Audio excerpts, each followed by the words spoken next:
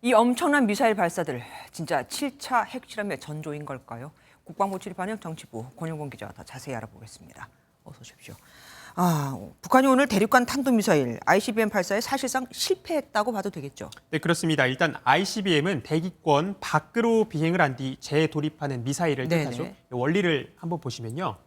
탄두부와 추진체가 분리가 되면서 1000에서 2000km 높이까지 치솟았다가 다시 100km 정도의 대기권으로 들어와서 목표 지점을 타격합니다. 네. 앞서 리포트에서 보신 것처럼 오늘 발사한 ICBM은 2단 분리까지는 성공을 했습니다. 이후 정상 비행을 하지 못해서 동해상에 추락한 것으로 추정이 됩니다. 정상 비행을 못한 이유가 뭘까요? 네, 속도가 느렸기 때문으로 추정이 됩니다. 통상 ICBM의 최고 속도는 마하 20 전후에서 형성이 되는데 오늘 쏜 ICBM의 최고 속도는 마하 15로 탐지가 됐죠. 지난달 4일 북한이 발사한 IRBM이 최고 속도 마하 17이었는데 이것보다도 느립니다. 단이 분리된 뒤 탄두부가 힘을 받지 못하고 날아가다가 계획했던 궤적보다 일찍 떨어졌을 가능성이 제기됩니다. 전문가 분석 직접 들어보시죠. 계획한 목표 고도에 다다르지 못하고 2단 엔진의 비정상적인 연소 중단이라든지 아니면 제어 불능이라든지 그런 원인으로 추락한 것으로 보여집니다.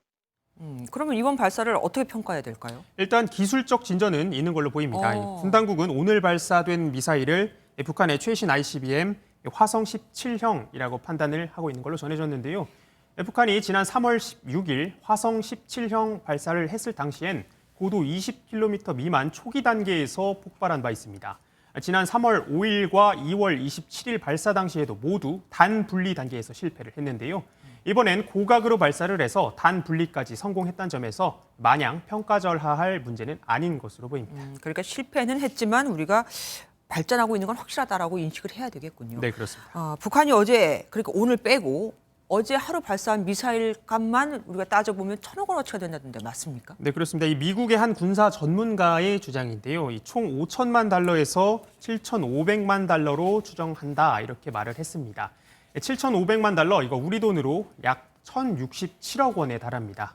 또 7천만 달러는 코로나19 이전 북한의 연간 중국으로부터의 쌀 수입액과 같은 규모고요.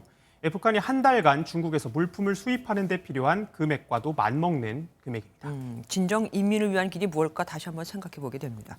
그런데 이걸 안 짚고 넘어갈 수가 없습니다. 상황이 너무나 위중한데 그런데 우리 군의 핵심 미사일은 계속해서 발사 실패 얘기가 들려옵니다. 네, 그렇습니다. 지난달 4일이었죠. 이 북한 IRBM 발사에 대응을 해서 우리 군이 현무 네네. 쐈는데 낙탄이 돼서 논란이 좀 됐죠. 네네. 어제 공군은 기량 점검과 전투력 향상을 위해 유도탄 사격 대회를 개최를 했는데요.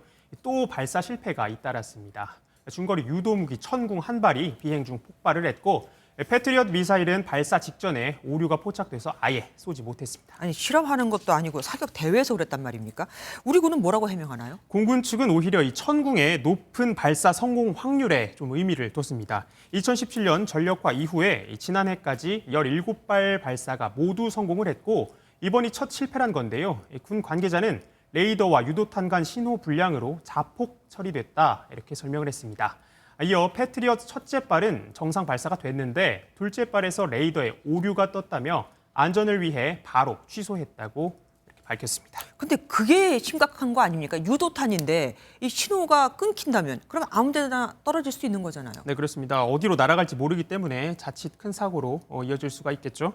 군 관계자는 요격 미사일은 교신이 불안정한 상태로 특정 시간이 지나면 공중에서 폭파하게 돼 있다 이렇게 설명을 했는데요. 하지만 삼축 체계의 상징적 무기들이 발사에 실패를 하면서 북한의 핵 미사일 대비에 치명적인 문제점을 드러낸 건 좀 분명해 보입니다.